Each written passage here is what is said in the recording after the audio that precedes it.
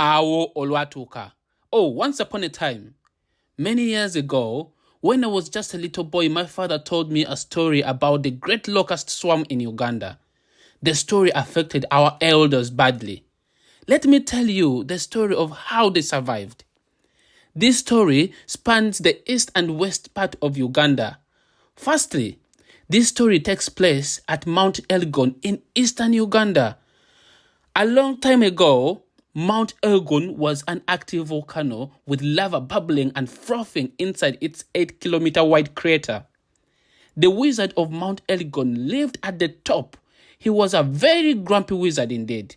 He enjoyed teasing the local villagers by stirring up the lava so it would spit and its flames would touch the sky. The villagers were very scared of the wizard and would even fear planting in the garden in case they were struck with fire. One day, the wizard was in a foul mood. He decided to throw hot rocks down to strike the villagers. Some of the rocks were so large, they knocked over the villagers' houses. The villagers fled the area, scared for their lives. When visiting Mbale, to this day, you can still see these rocks that the wizard once threw. Now, to our main story.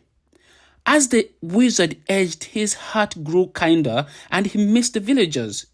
Word spread that the wizard was now kind and had stopped stirring the hot lava.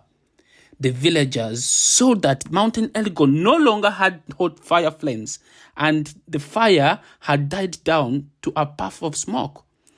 The villagers moved back and could now plant gardens and rear livestock, all as well. Until one day, a large black cloud appeared above the village. This is like a storm I've never seen before, cried the villagers. The cloud blocked the sun and made everything dark in the village. The oldest, wisest man looked up to the sky. He had seen a cloud like this before. It was locusts.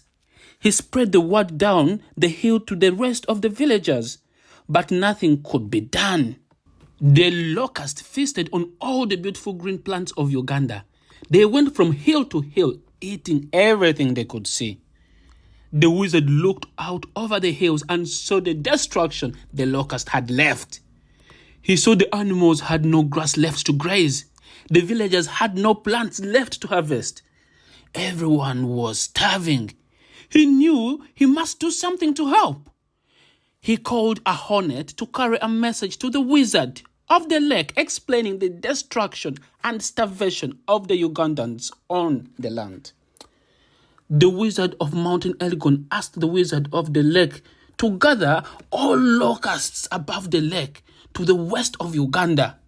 He said he could send over a hurricane to help get rid of the locusts from Uganda.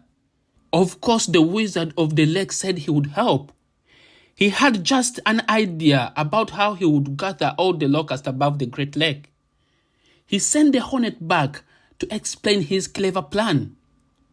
That night, as the moon came out, all the villagers had gone to their huts to sleep.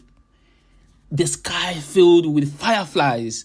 All night they sang pleasing songs about the beauty of the lake whilst the locusts slept. In the morning, when the locusts woke, they all wanted to visit the lake in the west part of Uganda.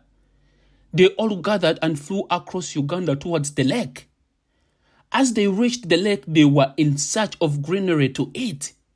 They were not very wise creatures and they did not know very large this lake was. Once the locusts had reached, the wizard of Mount Elgon sent the hurricane. The strong winds and gales reached the locusts in the sky, tearing them out of the air. The locusts were swept up and down by the raging winds before falling to their death in water. Up to now, or up to date, our elders still know the lake by its name of the Locust Killer. These days, we call it Lake Albert. In Luganda, we call it muttanzige.